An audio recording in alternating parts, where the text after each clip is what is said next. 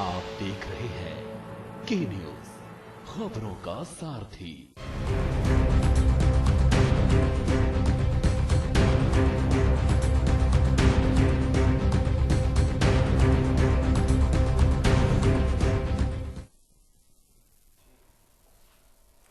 नमस्कार दर्शकों, स्वागत आप सभी का हमारी इस खास चर्चा में। आपके साथ मैं हूं ऐश्वर्या। बसंत पंचमी पर देश के कई जगहों पर, खास तौर से उत्तर प्रदेश में कई जगहों पर आतंकी साजिश को नाकाम किया है यूपी एसटीएफ ने। इस आतंकी साजिश में 2 लोगों को गिरफ्तार किया गया है और सीधे तौर पर इस गिरफ्तारी के तार पीएफआई यानी कि पॉपुलर फ्रंट ऑफ इंडिया से जुड़े हुए बताए जा रहे हैं, जो कि एक मुस्लिम यानी कि अल्पसंख्यक संगठन है। 12 साल पहले 2006 में इसकी स्थापना हुई थी। ऐसे में जहां पुलिस के लिए ये एक बड़ी कामयाबी है, तो वहीं दूसरी तरफ एक चिंता का विषय भी है कि क्या देश विरोधी ताकतों से निपटने के लिए अब हमें और ज्यादा चौकन्ना रहने की जरूरत है। और यही हमारा आज का चर्चा का विषय है, आतंकी साजिश का खुलासा।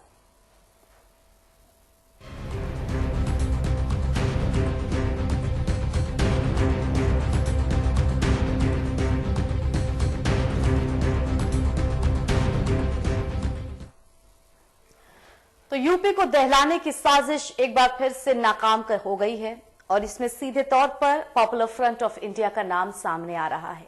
ऐसा कहा जा रहा है कि बसंत पंचमी के अवसर पर खासतौर से हिंदू संगठनों के कार्यक्रम, उनके प्रमुख नेताओं, उनको टारगेट करने की बात कही जा रही थी।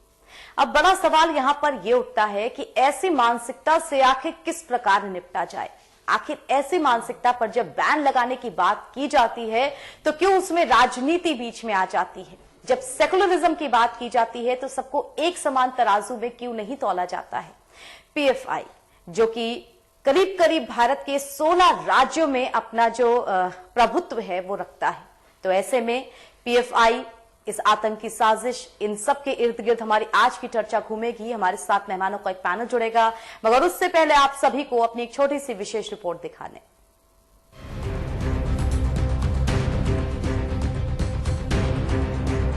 एसटीएफ उत्तर प्रदेश ने एक बड़ा खुलासा करते हुए देश को दहलाने की कोशिश करने वाले 2 अभियुक्तों को गिरफ्तार किया है, जिनके पास से भारी मात्रा में बैटरी, डेटोनर, वैम्पस और विस्फोटक पदार्थ बरामद हुए हैं। पकड़े गए अभियुक्तों का संबंध पीएफआई यानी कि पॉपुलर फ्रंट ऑफ इंडिया संगठन से बताया जा रहा है। अभियुक्त केरला निवासी हैं, जिनका नाम अंसल, बदरुद्दीन और फिरोज खान है।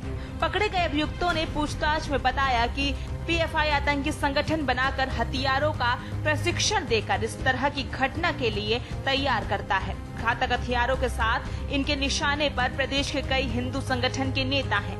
पकड़े गए इन 2 अभियुक्तों के पास से एसटीएफ ने एक्सप्लोसिव, ट्रैवल टिकट और 4 पैन कार्ड बरामद किए हैं। किए गए हैं उनका संबंध पीएफआई और पॉपुलर फ्रंट ऑफ इंडिया संगठन से है और इनका नाम अंसर बदरुद्दीन, जो कि केरला के रहने वाले हैं, और दूसरा फिरोज खान, ये भी केरला के रहने वाले हैं। इनके पास से जो बरामदगी हुई है वो 16 अदद कुछ विस्फोटक, एक्सप्लोसिव डिवाइस, बैटरी, डेटोनेटर और कुछ लाल रंग के तार हैं, एक 32 बोर की पिस्टल, 7 जिंदा कारतूस, 4800 रुपए।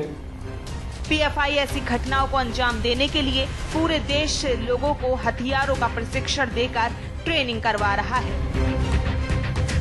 स्पेशल डेस्क रिपोर्ट, के न्यूज इंडिया। यूपी एसटीएफ को एक बड़ी सफलता हाथ लगी है। राजधानी लखनऊ में गुडम्बा थाना क्षेत्र के अंतर्गत कुकरेल पिकनिक स्पॉट से बदरुद्दीन और फिरोज नाम के 2 पीएफआई एजेंटों को आज गिरफ्तार किया गया है। ये दोनों ही केरल के रहने वाले हैं और राजधानी लखनऊ में 11 तारीख को आए थे। इनके पास से मेट्रो टिकट के साथ रेल टिकट और भारी मात्रा में एक्सप्लोजिव भी मिला हुआ है। बसंत पंचमी पर कई हिंदू संगठनों के साथ कई समय पर धमाका करने वाले थे। लगातार यूपी एसटीएफ इन पर नजर रखे हुए थी और अब इन्हें आज गिरफ्तार कर लिया गया है। कैमरा रोहित के साथ मैं इनके तिवारी, के न्यूज लखनऊ।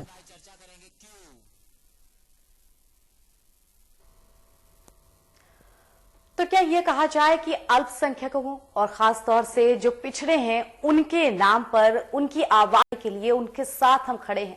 इस नाम पर बना हुआ संगठन अब एक उग्रवादी विचारधारा का संगठन बन चुका है। क्यों नहीं इस संगठन की पूरी तौर पर तफ्तीश की जाए? क्यों नहीं जो पुराना इतिहास है, जो पिछले 2 साल की भी घटनाएं हैं, उनको पूरी तरह से खंगाला जाए? पीएफआई जिसे लेकर के बार बार आवाज उठी कि आतंकवादी संगठनों से इसके तार जुड़े हुए हैं। थोड़ी आपको पीएफआई के बारे में डिटेल भी बता दें। भारत के करीब करीब 16 राज्यों में अपना प्रभुत्व रखने वाला पीएफआई यानी कि पॉपुलर फ्रंट ऑफ इंडिया 12 साल पुराना संगठन है। 2006 में इसकी स्थापना की गई थी और अब लगभग पीएफआई की छतरी तले 15 मुस्लिम संगठन हैं जो कि किसी न किसी वजह से, किसी न किसी कारण से इस संगठन के साथ जुड़े हुए हैं। अब आप अंदाजा लगा सकते हैं कि इस संगठन जिसका कैडर भी 40,000, 50,000 इससे ज्यादा का हो चुका है, ये किस तरह की मानसिकता की ओर बढ़ रहा है। ऐसे में बात यह भी आई कि इस संगठन पे बैन क्यों ना लगता है, तो यहां पर बात फिर से राजनीति की आ जाती है और राजनीति की तरफ से बात होते हुए सेकुलरिज्म तक पहुंच जाती है। बता दें कि पिछले साल झारखंड में पीएफआई पर बैन लगाया गया। आतंकवादी गतिविधियां, देश विरोधी गतिविधियां, इनके लिप्त होने के कारण पीएफआई पर झारखंड में प्रतिबंध लगाया गया। लेकिन बात केरल की आती है। केरल में एक छात्र की निर्मम और क्रूर हत्या में जब पीएफआई का हाथ सामने आया और इसको पुरजोर तरीके से बैन लगाने की बात हुई, वहां के जो छात्र थे वो भी जब इस मांग में शामिल हुए, तो इस पर बैन लगाने के लिए सरकार की तरफ से आगे नहीं आया गया, बल्कि केरल के मुख्यमंत्री पी विजयन ने इस बात को कहा कि सेकुलरिज्म के आधार पर हर किसी को अपना संगठन, अपना धर्म, उसको मानने की आजादी है। ऐसे तो आरएसएस पर भी उग्र विचारधारा लगने के आरोप अक्सर लगते रहे हैं, तो क्यों ना उसको भी बैन किया जाए। सीधे तौर पे तुलना आ जाती है, यहां पर सेकुलरिज्म की बात आ जाती है। लेकिन जब देश विरोधी ताकतें हावी हो रही हैं, आप देश विरोधी गतिविधियां कर रहे हैं, तो क्यों नहीं ऐसे संगठन की सिरे से जांच की जानी जरूरी है। यह भी बता दें आपको कि पीएफआई, उसका जो एक बड़ा हाथ था वो तब भी सामने आया जब असम में सीएए और एनआरसी लगने की बात हुई थी, और तब जनता एक बड़े पैमाने पर मुखर होकर के सामने आती है। जनता की तरफ से जब इतने बड़े पैमाने पर अपना विरोध जताया गया, तो शुरुआत में तो यह समझा गया कि शायद जनता को सीएए एनआरसी के बारे में समझ में नहीं आया है। यह कारण है कि जनता की तरफ से इसका इतना ज्यादा विरोध किया जा रहा है। लेकिन उसके बाद सरकार की तरफ से यह कहा गया कि इसमें विरोधी दल शामिल हैं। फिर धीरे धीरे बात से बात बढ़ी और तब साफ तौर पे पीएफआई का नाम सामने आया, यानी कि एक सिस्टमैटिक ढंग से इस पूरे प्रदर्शन को बढ़ावा दिया जा रहा था। सिस्टमैटिक ढंग से जो वहां पर हिंसा हुई उसमें भी पीएफआई का हाथ होने की बात सामने आई। तो ऐसे में जब दूध का दूध पानी का पानी हो गया, इतनी ज्यादा जो चीजें थी वो मुखर होकर के सामने आ गई, तब बात बनी कि हाँ, पीएफआई, इस पर कुछ दबाव जरूर डाला जाना चाहिए। आज की तारीख में जब बसंत पंचमी के अवसर पर एक बड़ी आतंकी साजिश को नाकाम किए जाने की बात कही जा रही है यूपी एसटीएफ की तरफ से, समझने की यह भी जरूरत है कि हमारी जो पुलिस है, हमारा कानून है, वो बड़े पैमाने पर सख्ती करके इन सब चीजों का पता लगाती है। लेकिन आखिर क्यों राजनीतिक शरण मिलने के कारण ऐसे संगठन जो हैं उन पर बैन नहीं लग पाता है? सीधे तौर पर तुलना कर दी जाती है, लेकिन कहां देशभक्ति हो रही है, कहां विकास की बात हो रही है और कहां देश विरोधी गतिविधियों का हाथ सामने आ रहा है, देश विरोधी गतिविधियां हो रही हैं। इन चीजों को समझना बहुत ज्यादा जरूरी है। उत्तर प्रदेश की राजधानी लखनऊ, जिसमें 2 लोगों को गिरफ्तार किया गया है, ये कहा गया है उनकी तरफ से कि ये 2 लोग जो कि केरल से ट्रैवल करके लखनऊ में आए, 2 दिन पहले ही आए थे, उनके पास से एडवांस एक्सप्लोजिव्स मिले हैं, जिन एक्सप्लोजिव्स के सारे कई जगहों पर धमाका किए जाने की बात कही जा रही थी। खासतौर से बसंत पंचमी के अवसर पर हिंदू संगठन जहां उनके कार्यक्रम होते हैं या उनके प्रमुख नेता उस जगह पर धमाका करके सनसनी क्रिएट करने की बात भी कही गई है। इस पूरी साजिश के तहत 2 लोगों को गिरफ्तार किया गया है। लेकिन बात अब इस बात पे आकर के अटकती है कि ऐसे संगठनों पर रोक क्यों ना लगे, ऐसे संगठनों पर बैन क्यों ना लगे, इनकी तरफ इन पर बैन लगाने के लिए सरकार की तरफ से बात क्यों ना कही जाए, सरकार की तरफ से कदम क्यों ना बढ़ाया जाए ऐसे संगठनों पर बैन लगाने के लिए। और अगर सबूत सामने रखने हैं तो एक सीरीज ऑफ इन्वेस्टिगेशन भी होनी चाहिए कि संगठन इसे कौन फंड कर रहा है, इस संगठन के मोटिव्स क्या हैं, वो अपने उद्देश्य क्या रखता है, वो अपने लक्ष्य क्या रखता है, वो अपने संगठन से जुड़े छात्रों और बाकी सदस्यों को किस तरह की नीतियों का पाठ पढ़ाता है। शायद तब जाकर के ऐसी देश विरोधी गतिविधियां जो हैं वो बंद होंगी, वरना हम अपनी पुलिस की पीठ तो जरूर थपथपा लेंगे, लेकिन ऐसी घटनाओं की जो आकांक्षा है, डर है, वो लगातार बना रहेगा।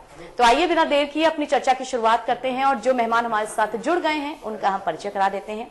हमारे साथ वरिष्ठ पत्रकार विजय दुबे जी जुड़े हुए हैं। विजय जी, बहुत स्वागत आपका हमारी इस चर्चा में। और साथ ही साथ हमारे साथ अनुभव शुक्ला जी जुड़े हुए हैं। आप राष्ट्रीय अध्यक्ष हैं हिंदू युवा वाहिनी के। बहुत स्वागत आपका अनुभव जी हमारे साथ जुड़ने के लिए। विजय जी, शुरुआत आपके साथ करना चाहूंगी क्योंकि थोड़ा निष्पक्ष इसके ऊपर मैं चर्चा भी चाहती हूं और निष्पक्ष जो आपका व्यू है वो भी चाहती हूं। पॉपुलर फ्रंट ऑफ इंडिया का नाम सीधे तौर पर सामने आ रहा है। इसमें उत्तर प्रदेश में जो यूपी एसटीएफ की तरफ से 2 आतंकवादियों को गिरफ्तार किया गया है। एक बड़ी साजिश की बात कही जा रही है। वो साजिश होती तो शायद धमाके कितने बड़े होते, एक और इतिहास बन जाता कि इस सन में ये धमाके हुए थे, इतने लोग मरे थे। उस साजिश को पहले नाकाम कर दिया गया, बड़ी कामयाबी। लेकिन ऐसे संगठनों को आप किस तरह से देखते हैं? आखिर ये मानसिकता क्यों पनपती है और क्यों नहीं इस मानसिकता पर पहले ही बैन लगा दिया जाता है? क्यों अल्पसंख्यक और पिछड़ों को आगे बढ़ाने के नाम पे ये संगठन जो शुरू होते हैं ये उग्रवादी विचारधारा में बदल जाते हैं? नहीं, देखिए ऐसा है कि जो पीएफआई जैसे संगठन है वो किसी खास मानसिकता की उपज है, इसमें कोई शक नहीं है। लेकिन ये कहना कि जो है वो किसी अल्पसंख्यक के मतलब उनको प्रोटेक्ट करने के लिए या उनके राइट्स के लिए खड़े होते हैं, ऐसा कुछ मुझे लगता नहीं है।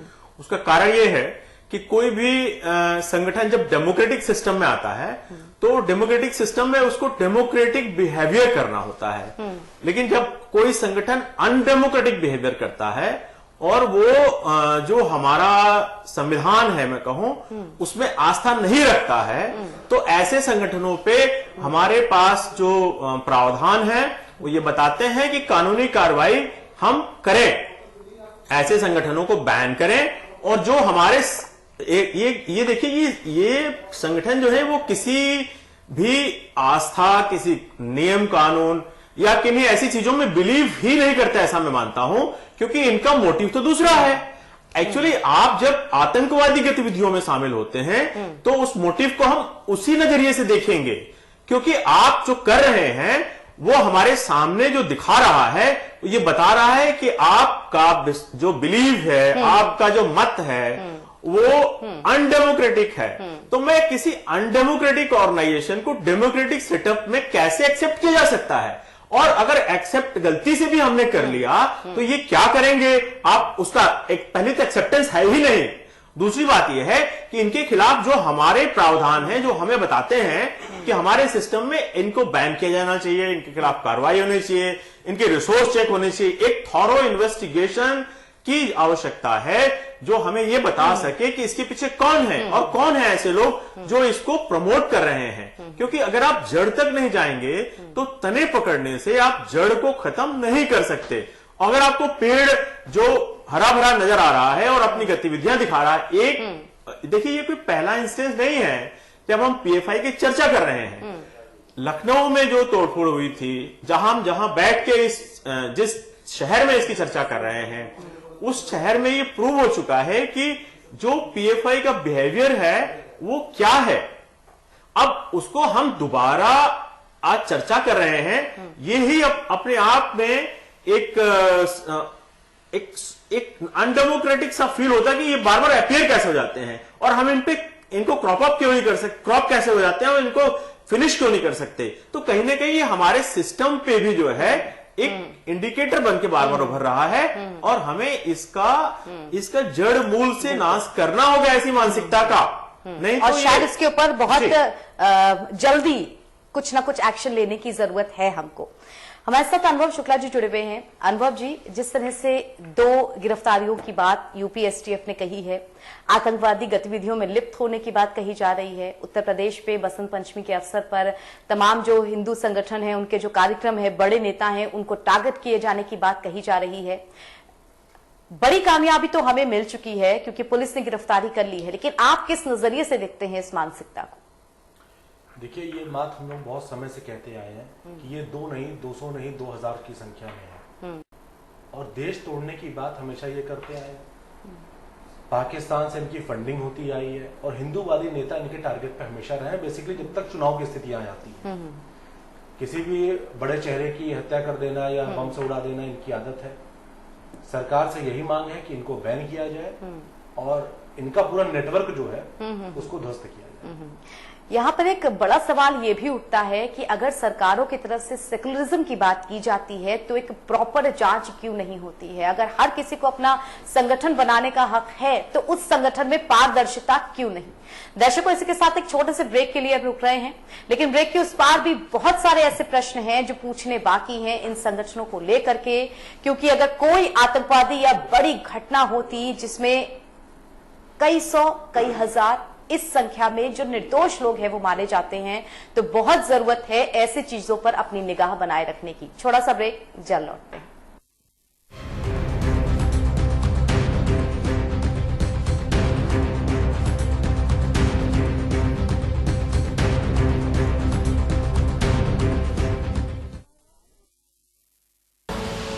आप देख रहे हैं के न्यूज, खबरों का सारथी।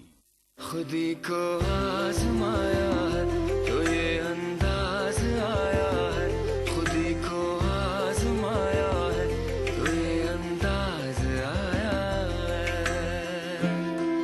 तुम में भी मैं हूं, शुद्ध प्लस पान मसाला।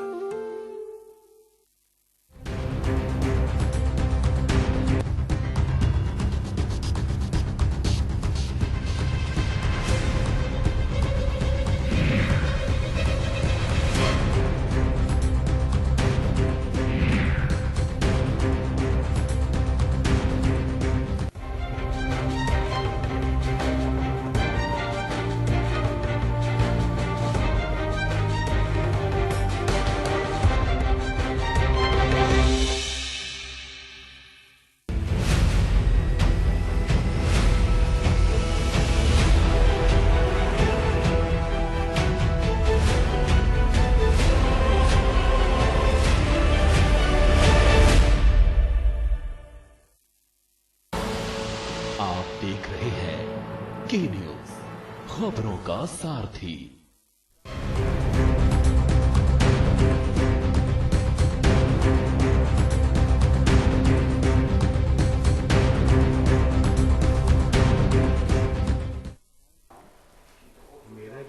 ब्रेक के बाद स्वागत आप सभी का। आतंकी साजिश का खुलासा, इसी विषय पर चर्चा कर रहे हैं आप, और जो मुख्य चर्चा का केंद्र है वो PFI है, यानी कि पॉपुलर फ्रंट ऑफ इंडिया। एक ऐसा संगठन जो कि अल्पसंख्यकों, पिछड़ों, उनको आगे बढ़ाने के नाम पे, उनको बल देने के नाम पर शुरू हुआ था, लेकिन अब क्यों ना ये माना जाए कि वो उग्रवादी विचारधारा का संगठन बन चुका है और तमाम जो देश विरोधी गतिविधियां हैं, जिनको अब आतंकवादी गतिविधियां कहते हैं, उसमें लिप्त है, क्योंकि सारे सबूत इसी ओर इशारा कर रहे हैं। हमारे साथ मेहमानों का एक पैनल जुड़ा हुआ है। विजय जी, फिर से आपके पास आओगे अपना प्रश्न लेकर के। 2006 का ये संगठन है, 12 साल पुराना है, कम से कम भारत के 16 राज्यों में इसका प्रभुत्व है और करीब 15 मुस्लिम संगठन हैं जो इसकी छतरी तले आते हैं। मतलब अंदाजा लगाया जा सकता है कि इस संगठन का जो कैडर है वो कितना बड़ा होगा।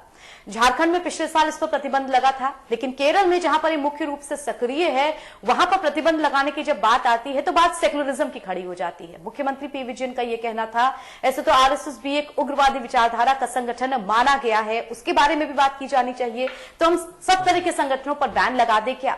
तो क्यों जब बैन लगने की बात आती है तो इस तरह की जो राजनीति होती है ये आड़े आ जाती है? देखिए ऐश्वर्या जी, क्या है, जब हम ये सेकुलरिज्म की बात करना चालू करते हैं तो हमें कुछ अपने मानदंडों को भी तय कर लेना चाहिए। कारण ये है कि जब हम सेकुलर वर्ड का इस्तेमाल करते हैं तो हमें जो हमारे डेमोक्रेटिक सिस्टम के जो पैरामीटर्स हैं उनपे उन सारी चीजों को चेक करना होगा। हम जिसको ये सर्टिफिकेट देना चाहते हैं कि वो सेकुलर है, लेकिन सेकुलरिज्म का मतलब हमारे सिस्टम के भीतर काम करने वाले संगठन, जिनको कि हमारे सिस्टम में बिलीव हो। हम ऐसे लोगों को, चाहे उनको सेकुलर कहें या किसी और नाम से परिभाषित कर दें, उससे ये तय नहीं होता है कि वो हमारे सिस्टम में या हमारे कॉन्स्टिट्यूशनल सेटअप में फिट बैठते हो। और यदि कोई भी ऐसा संगठन हो जो हमारे, देखिए देश जो है वो संविधान से चलता है, कुछ हमने अपने नियम कायदे कानून एक कुछ आर्टिकल्स ड्रॉ किए हुए हैं और हमने उसको कॉन्स्टिट्यूशन में अपने समाहित किया हुआ है, उसको उसी के तहत हम अपना सिस्टम चलाते हैं। तो जब देश एक सर्वमान्य चीजों को मानता है तो हम ये कैसे कह सकते हैं कि कोई और व्यक्ति या कोई और ऐसा संगठन या व्यक्तियों का समूह या संगठनों का समूह, जैसा आपने कहा कि 16 संगठनों का उनको बैकअप है, ये भाई क्या मामला है आखिरकार? 16 संगठनों का अगर बैकअप हो, चाहे वो 50 संगठनों का या इंटरनेशनल बैकअप हो, मैं कहता हूं आज जो ऐसे आउटफिट्स हैं जो कि इंटरनेशनल एक्सपोजर के साथ काम कर रहे हैं, लेकिन अगर वो हमारे देश में हमारी जमीन पे हमारे संविधान को नहीं मानते तो हम उनको दरकिनार करेंगे, हम उनको, मैं अगर शब्द इस्तेमाल करूं कि नेस्तनाबूद करेंगे, तो ये हमारे सिस्टम की क्षमता है।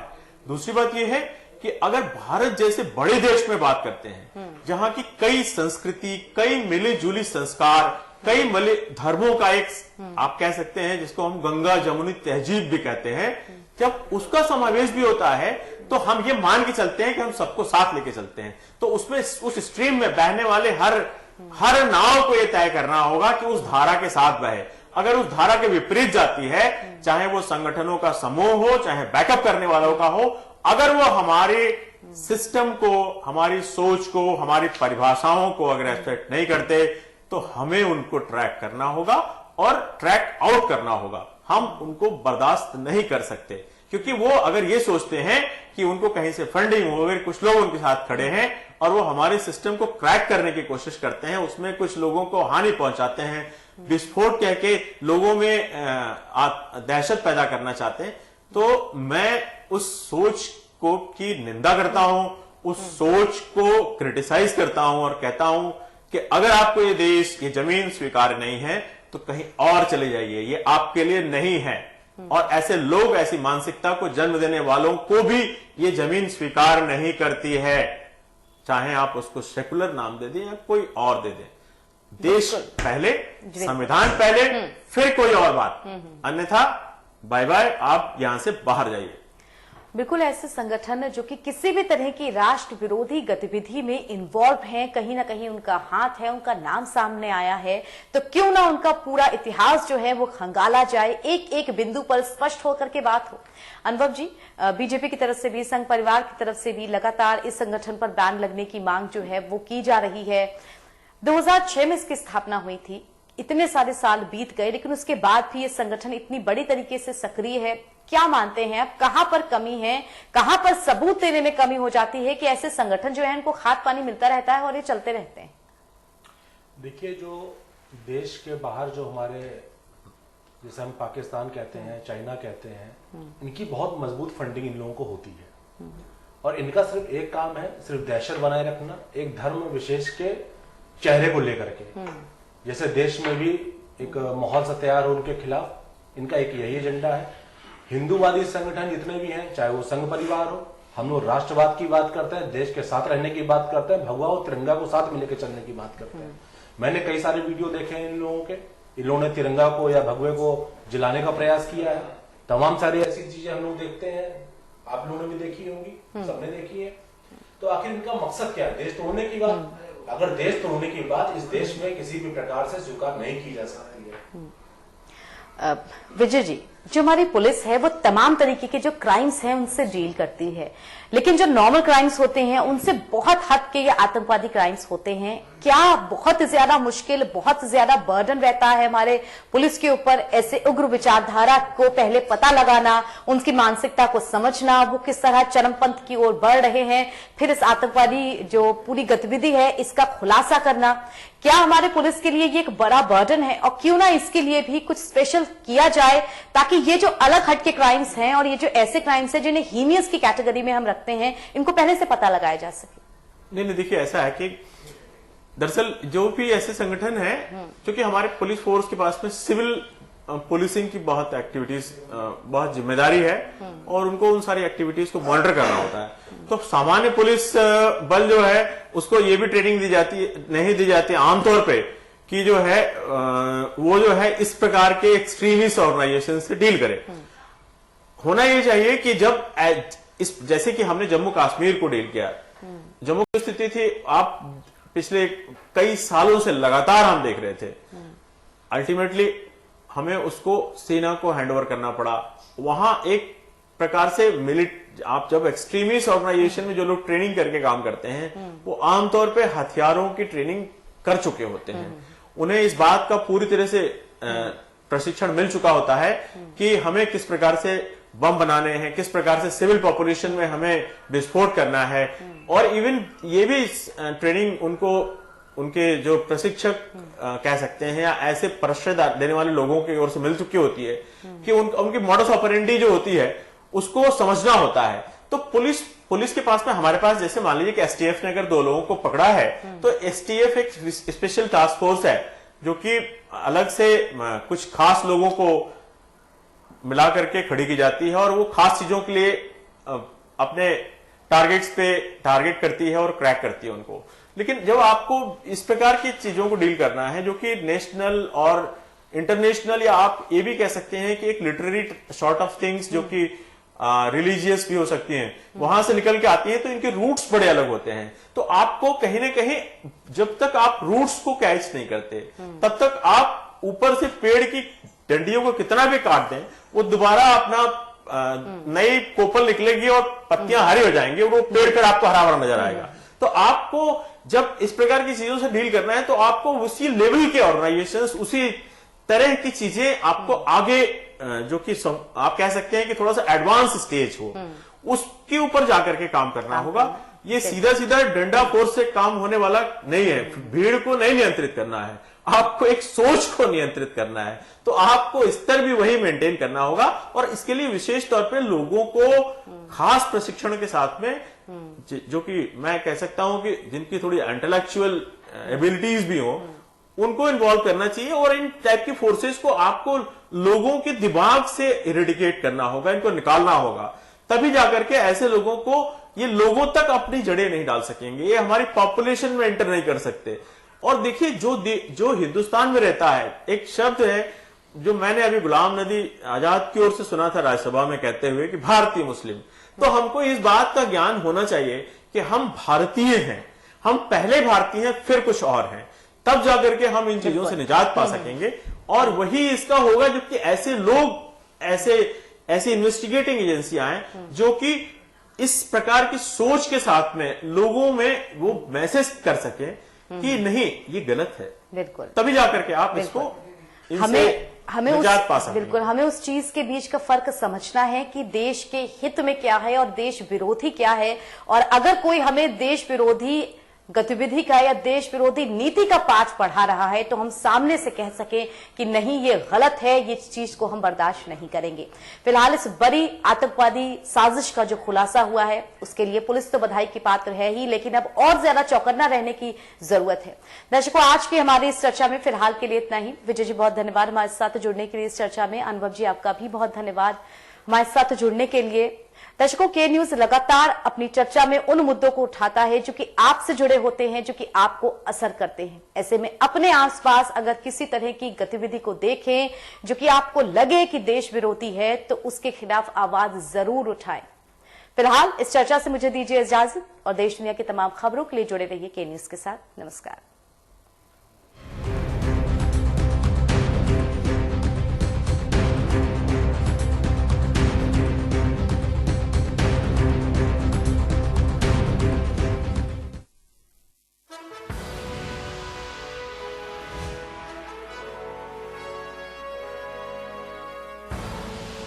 आप देख रहे हैं के न्यूज, खबरों का सारथी। उत्तर प्रदेश की धरती आदिकाल से ही आध्यात्म, संस्कृति और शौर्य से संपन्न रही है। तो इसी भूमि के रणबांकुरों ने बाहरी आक्रांताओं से लेकर साम्राज्यवादियों को मुंह की खाने को विवश किया। महान संत बालार्क ऋषि के शिष्य महाराजा सुहेलदेव ने अपने शौर्य और पराक्रम के साथ विदेशी आक्रांता सैयद सालार मसूद गाजी का उसकी सेना सहित संहार किया। उत्तर प्रदेश की पुण्य भूमि पर लिखे जाने वाले गौरवशाली इतिहास में महाराजा सुहेल देव के पराक्रम और शौर्य की गाथा दिग दिगंतर तक भारतीय जनमानस को प्रेरित करती रहेगी। महाराजा सुहेल देव की जयंती के उपलक्ष्य में महाराजा सुहेल देव स्मारक